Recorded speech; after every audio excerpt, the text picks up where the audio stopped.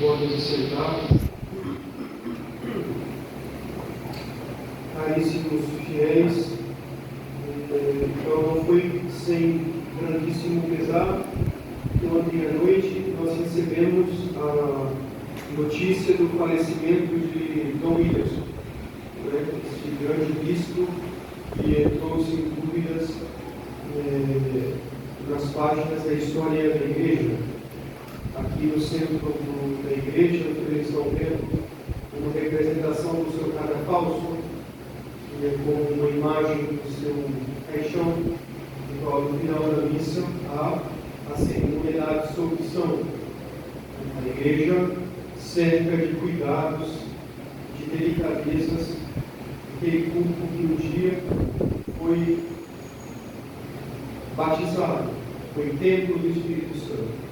No caso do sacerdote, no caso do bispo, então, mais ainda, porque ele habitou a vida de Jesus Cristo de uma maneira supereminente por conta da unção sacerdotal.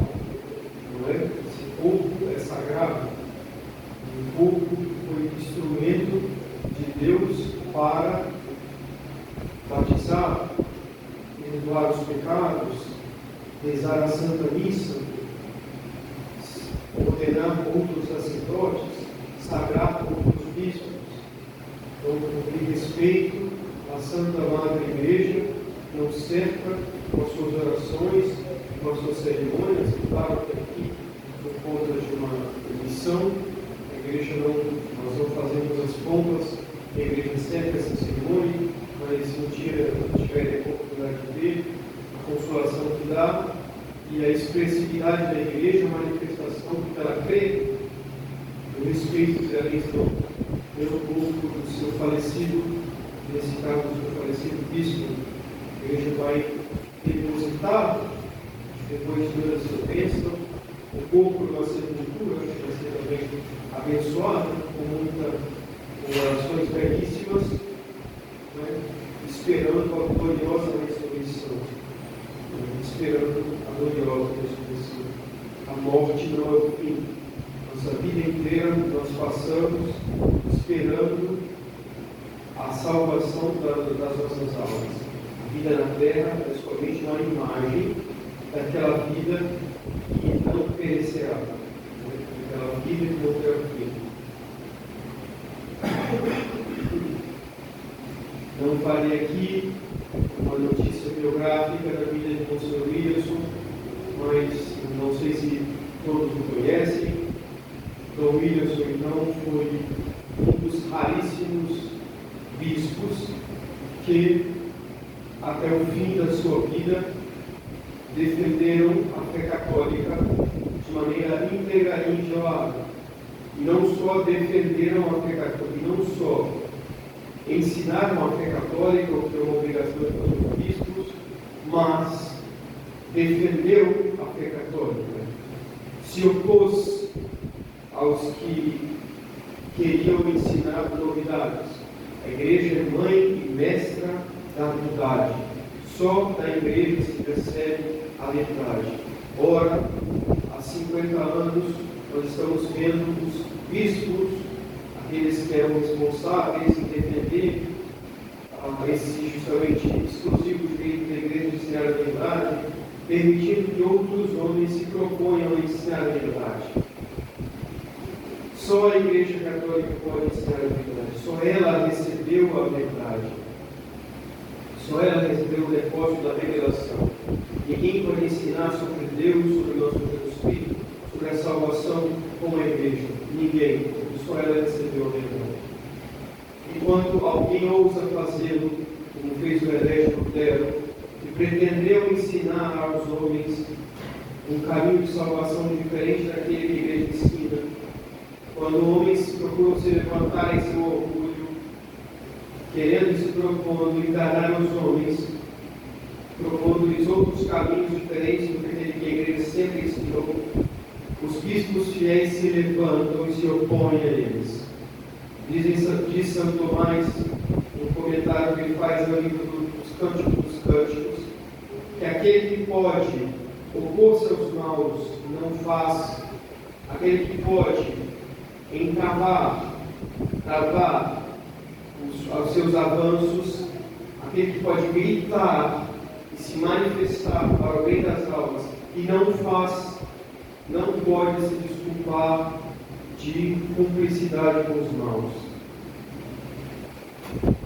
E diante dessa afirmação de São Tomás, nós olhamos para a vida de Dom Whindersson e nós não vemos somente um homem que simplesmente defendeu a verdade. Nós vemos um homem que deu a vida pela verdade. Ele se sacrificou pela verdade até o fim. Ele se consumiu pela verdade até o fim. Cada um de nós sabe o quanto é difícil, por exemplo, quando sofre uma difamação de alguém, quando alguém fala mal de nós, quando alguém faz um comentário mal de nós. Imagina, por exemplo, o que é você sair na rua, você abrir na internet e você vê milhares, centenas de jornais chamando de cismático, de inimigo do Papa, de bispo isso, bispo aquilo, desobediente, fora da lei, e destrói a unidade da igreja, isso e aquilo. Não pode se imaginar a repercussão que isso faz dentro da alma do homem, que vive justamente da igreja. E daí nasce o heroísmo, porque apesar dessas provas e dificuldades, o grande bispo não para, os bispos fiéis não param. E com isso, vão sacrificando a sua vida pela igreja, pela verdade. E assim foi a vida de Monsenhor Whindersson. Monsenhor Whindersson nasceu numa família protestante, o que é muito significativo para nós, e nos chama a humildade, porque, sem dúvidas, ele foi, dos bispos atuais, aquele mais iminente na defesa da fé, na coragem, na eficiência para a continuidade da igreja, porque ele não nos deixou órfãos. Ele sagrou outros bispos capazes de ordenar sacerdotes para nos comunicar a graça. Se os senhores confessassem, os senhores iam saber o que significa a graça. A necessidade que o homem tem da graça para fazer o bem e o que o homem é capaz de fazer sem a graça. Basta olhar para o mundo aí fora. Porque o mundo está se esfarelando, porque o mundo não tem a graça de Jesus Cristo. Porque os mais abomináveis crimes acontecem. Porque os homens são capazes dos mais abomináveis crimes sem a graça de Jesus Cristo. Então o Senhor diz que qualquer homem é capaz de fazer qualquer pecado sem a graça de Jesus Cristo. Ele está em queda livre. Para frear essa queda livre, nosso Senhor então morre na cruz contra a graça santificante, contra as graças atuais. E os dispensadores são os sacerdotes e os bispos. Assim que São Paulo define os sacerdotes, né? Dispensadores dos mistérios de Deus. Então, Monsenhor Whindersson, preocupado, sabendo que a maioria dos bispos da igreja está em uma defecção abominável, são incapazes de ensinar a verdade, não se sabe se se transmite a graça. A sua principal preocupação, depois de pregar a verdade, foi garantir que aqueles que ficavam teriam os meios para receber essa graça. Porque ele sabia da dificuldade, da impossibilidade que é de se perseverar no bem sem essa graça que vem pelos sacramentos. Por isso ele sacou os bispos. Não podem falar, mas o Senhor Whindersson sagrou tantos bispos, foram muitos bispos. Não estava nas costas dos senhores morrer e pensar que talvez cara que foi não haveria o Cristo para poder justamente suprir essa necessidade. Ele sacou 5, 6 bispos para o mundo inteiro, para garantir para o mundo inteiro, e ainda em países que podem, como foi o caso da Irlanda, por exemplo, que o país se fechou absolutamente, não podia nem entrar nem sair. Nós sabemos que o demônio conhece muito bem tudo que eu acabo de falar. Nós sabemos que o demônio conhece muito bem a impossibilidade de alguém se salvar sem a graça, nem pelos sacramentos, a dificuldade que é quando está nas costas dele, então ninguém pode julgá-lo. Ninguém pode julgá-lo. Ninguém pode dizer o que ele tinha que fazer, o que ele não tinha que fazer. Só ele sabia, só um padre sabe, porque o padre conhece as almas, a necessidade que elas têm, e ele sabia dessa necessidade. Voltando então, eu creio, o que deve ser um bispo? O bispo traz um báculo. Antes de tudo, o bispo traz um anel. O anel significa o sinal do desponsório com a igreja. Ele é casado com a igreja. De uma certa maneira, ele é casado com as almas. Ele tem uma união com as almas e com a igreja. Desculpe. De tal maneira, ele deve morrer, como em São Paulo, na missa de casamento.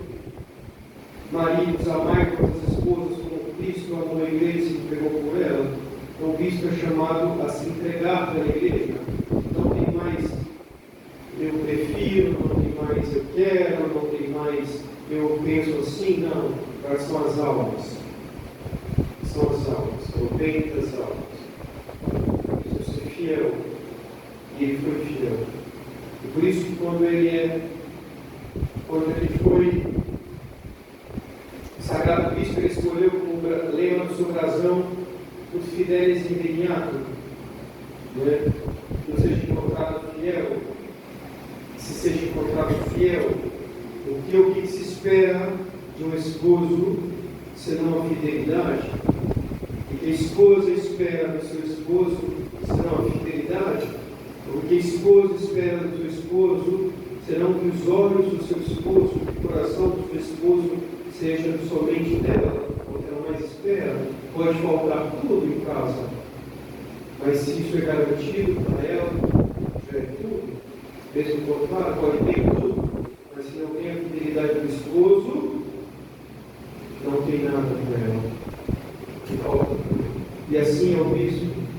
A igreja, nós esperamos que os bispos sejam fiéis, quer dizer, que nos ensinem o que nos é necessário para nos salvar, que nos comuniquem a graça pelos sacramentos, para que nós possamos nos salvar. Porque a desgraça pode ser maior do que um bispo que ensina a heresia. É um esposo adúltero, e assim que Dom Lutero chama, adúlteros, e assim que São Tiago, em sua carta, a Escritura diz: vós sois adúlteros. Adúlteros. A vossa união pelo mundo, os bispos modernos são adúlteros. Monsenhor Wilson não foi um adúltero. Monsenhor Wilson matou a igreja como nosso Jesus Cristo. E quis também, como ele, se entregar por ela, e se entregou. Rapidamente, depois da sua conversão, nos anos 70, ele entra no seminário, aconselhado como sacerdote. As pessoas foram muito importantes na vida dele. Ele falava isso com emoção. A mãe desse sacerdote não é velha. Então ele se converte e logo depois dá a sua vida pela igreja do sacerdócio. E já depois de se converter, quando foi escolher um lugar para ser padre, já encontrou problemas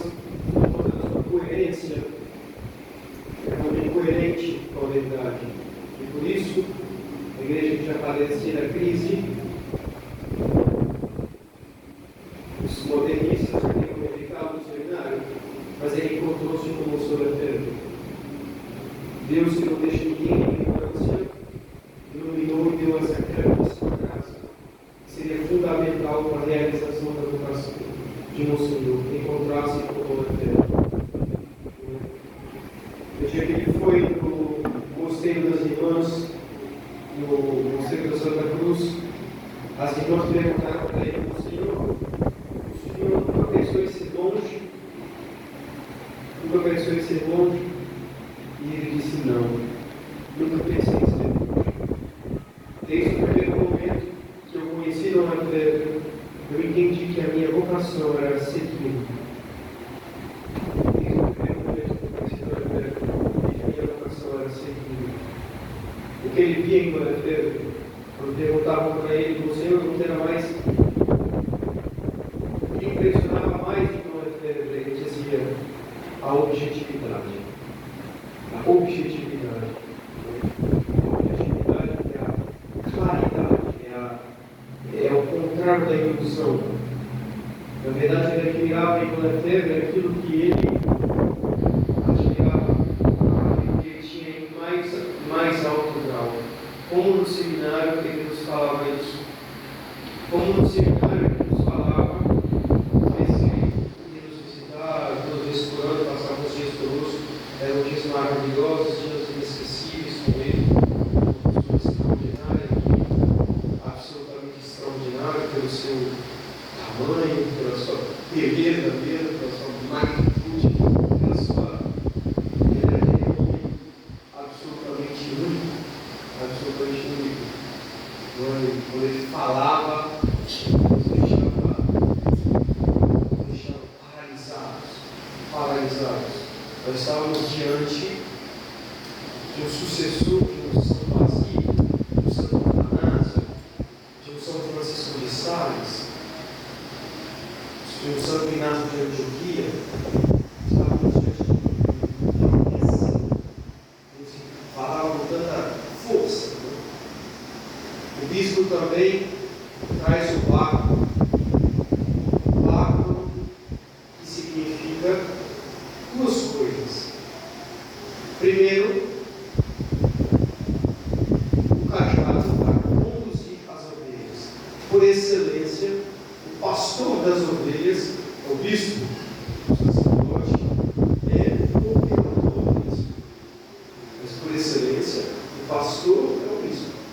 E por isso que a ponta do báculo é redonda para trazer a ovelha.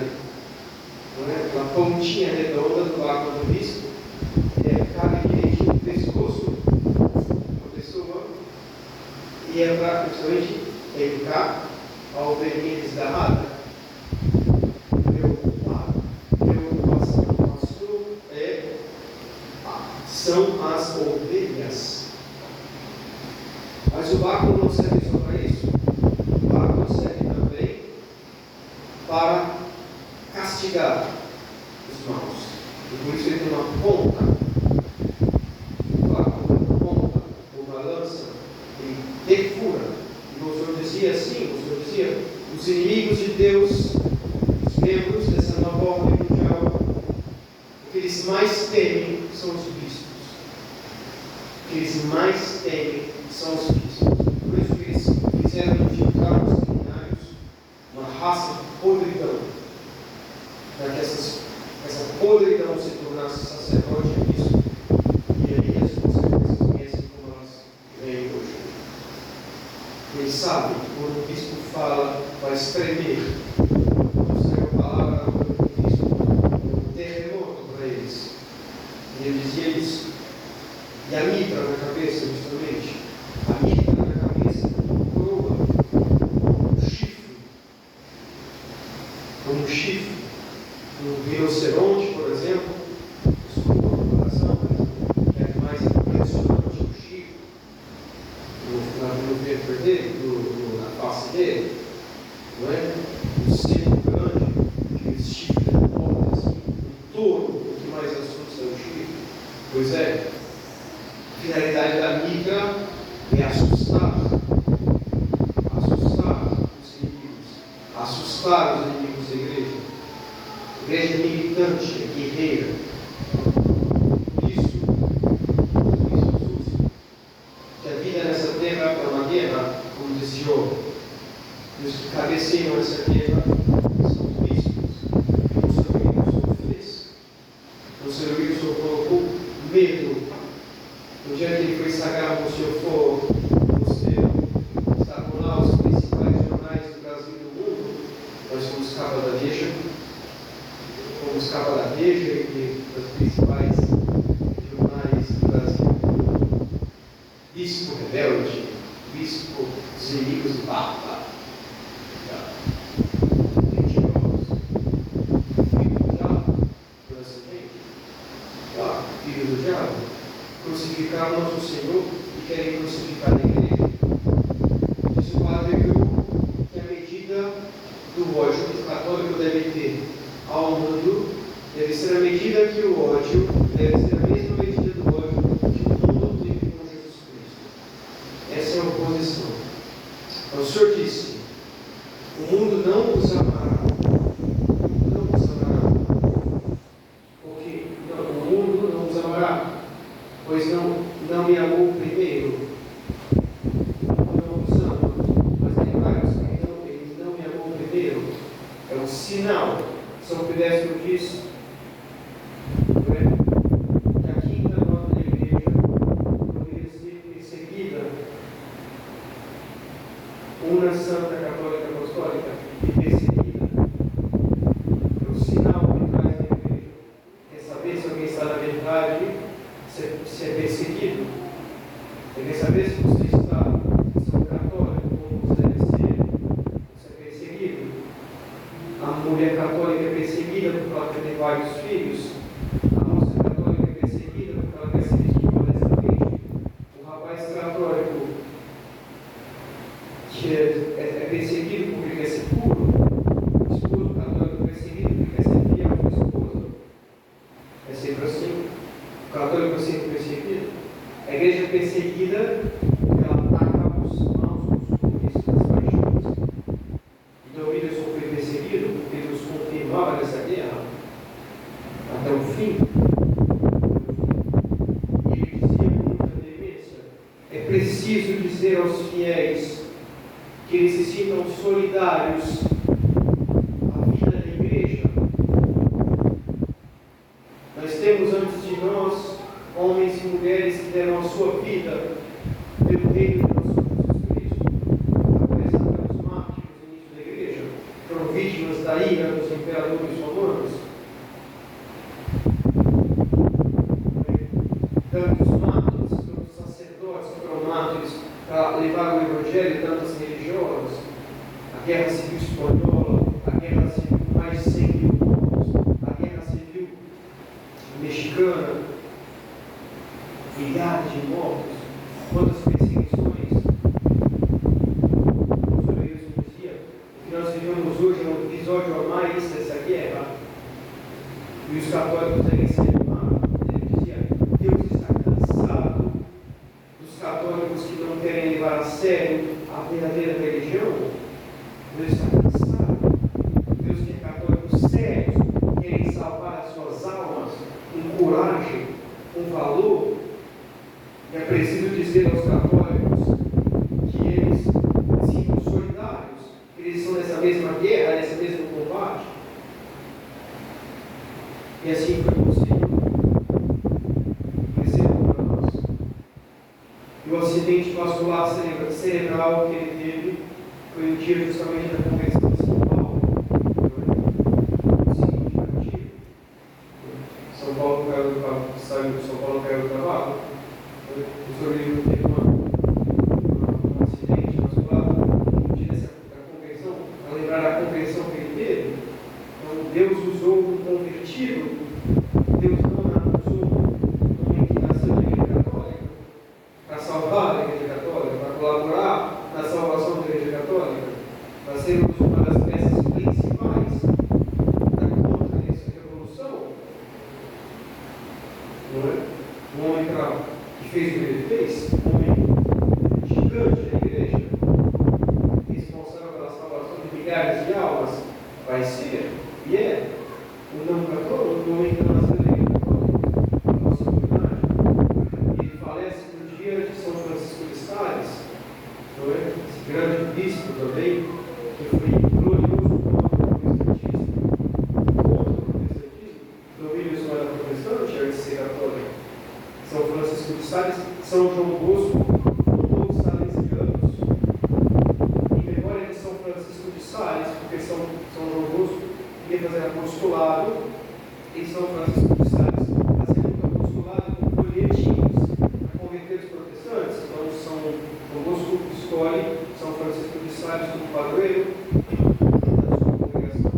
E os amigos que falecem no dia dele, São Francisco de Sales, esse grande bispo de Genebra, que lutou contra os calvinistas, os protestantes, pela sua grande caridade, para querendo converter esses inimigos da igreja, esses pobres, inimigos da igreja, muitos deles têm sido mortos, de são. Então, assim, nós lamentamos muito pesar a falta dele. Nós que conhecemos, nós que tivemos a oportunidade de ouvir os seus sermões que estão na internet, que estão no YouTube, ele tinha uma pedagogia extraordinária. Ele foi formado em Cambridge antes de ser sacerdote de literatura, era professor nato, uma pedagogia extraordinária, uma capacidade de atração extraordinária, que ficcionava as pessoas, paralisava qualquer pessoa quando ele começava a falar. Segurança ele falava, não é? Na verdade, nós então temos agora um sentimento de orfandade, mas nós confiamos em Deus e confiamos em Nossa Senhora. Nós não poderíamos, nesse breve sermão, poderíamos passar horas no breve vídeo para fazer uma conferência, às vezes faremos algo assim, tantos dias, poderíamos estar passando para falar dele.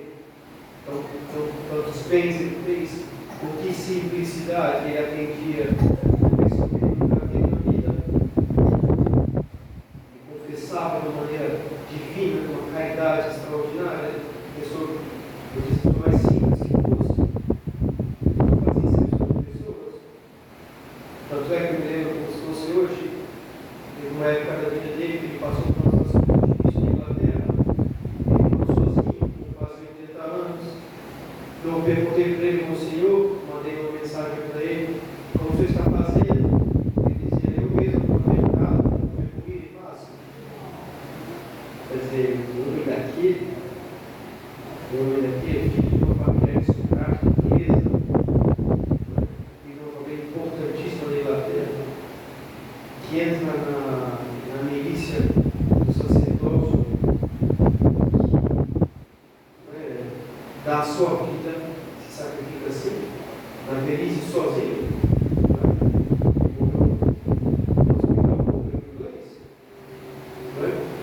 mas não podemos deixar de falar sua extraordinária devoção a Nossa Senhora. Se ele é conhecido pela sua objetividade, pelo seu turismo limpo e puro, pela sua fidelidade à verdade, sua força, brilhava nele de uma maneira toda particular a devoção ao nome de Deus, como ele falava. De modo particular, a devoção a Nossa Senhora do Rosário. Era devotíssimo do Rosário, era o bispo do Rosário, o apóstolo incomparável do Rosário. Era de tal maneira o apóstolo do Rosário, que eu acho que eu nunca vi alguém usando falar o que ele falava. Por exemplo, ele era tão insistente em relação ao Rosário, que o seminarista foi vendo e perguntou, Senhor, qual o conselho que o Senhor me dá? Ele disse, reza o Rosário todos os dias. Mas ele não para por aí. Ele disse, seja de tal maneira fiel ao rosário, que se em um dia você rezar 10 dezenas, no outro dia você reza 20, para compensar o ciclo do dia anterior. De tal maneira, amante do rosário que era. De tal maneira confiante. Ele confiava absolutamente no poder de Nossa Senhora. Ele sabia que Nossa Senhora salvará a igreja. Ele sabia que Nossa Senhora poderia resolver qualquer coisa. Ele estava convencido disso. Não é? Um homem daquela estirpe, daquela ciência, inteligência fora do comum.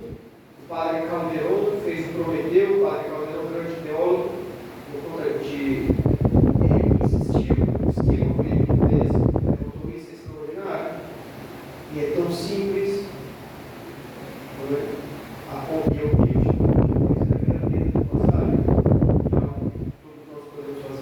Colocava toda a esperança na sua sabedoria, na sua sabedoria, não colocava sua esperança na sua sabedoria, não colocava sua esperança no rosário, colocava toda a sua esperança no poder de Nossa Senhora, não é?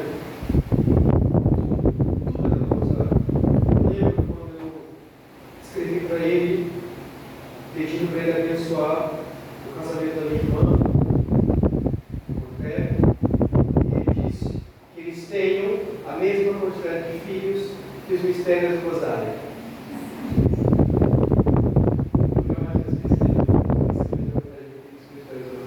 Quer dizer, uma grande devoção ao rosário. E Nossa Senhora não poderia, se Nossa Senhora ama apaixonadamente os que a ofendem, querendo salvá-la, querendo salvá-los.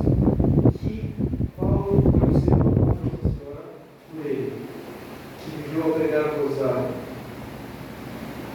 No dia que ele faleceu, no dia que ele adoeceu, eu recebi uma mensagem do irmão Geraldo na França que disse: Padre, reúne as almas que nos conhecem ali e vamos fazer uma coisa perpétua com o nosso Wilson, já que ele está nessa situação. Deve ter no geral. Então, nós anunciamos os grupos, rapidamente tinham 400 pessoas se revezando dia e noite. Esses 4 dias, esses 3 dias, Ave Maria, Santa Maria, Ave Maria, Santa Maria. Se revezavam. Deus permitiu que ele morresse, que ele falecesse de sua agonia, que foi pouca, o seu tempo de internação, ele foi se apagando, né? Uma velhinha acesa, se apaga durante 4 dias, sereno. Ele se emocionava. Ele tentava fazer o sinal da cruz com o braço dele, não conseguia, né? Ele mandava só os dedinhos da mão. Eu pedi para fazer uma ligação de vídeo para poder vê-lo pela última vez. O meu irmão do sacerdócio fez esse caminho. Deus sabe a felicidade poder vê-lo pela última vez, poder colocar o vídeo dentro do leito dele, eu pude vê-lo que ele estava tranquilo na cama. Quando se falava no ouvido dele, ele ficava emocionado. Não é? Ele sabia, ele conseguia entender. A hora que ficava inconsciente, a hora que ficava consciente, ele dava sinais claros. Quando se falava no meio de pessoas que ele conhecia, ele fazia sinais com o mão e com o pé. E o secretário dele falou: Padre, pode deixar que eu venha na frente dele. O senhor está fazendo rezar um montão de casado para ele. Me deixa. Espero que ele tenha credibilidade. E as pessoas se dedicaram, passaram esses 4 dias rezando por ele. Era muito bonito abrir o celular, 2, 3 horas da manhã. Eu abri as vezes depois que rezando agora. Abri e estava lá o pessoal de Maria, cheia de graça, Santa Maria, rezando por ele. E foi assim que no meio do rosário ele morreu. Era 8h20, 8h30 ele morreu. Tinham 50 pessoas mais ou menos rezando por ele ao mesmo tempo. 30, 40 pessoas rezando por ele ao mesmo tempo. Amparado pelo rosário. Ele viveu do rosário, ele entregou o rosário, ele morreu amparado pelo rosário.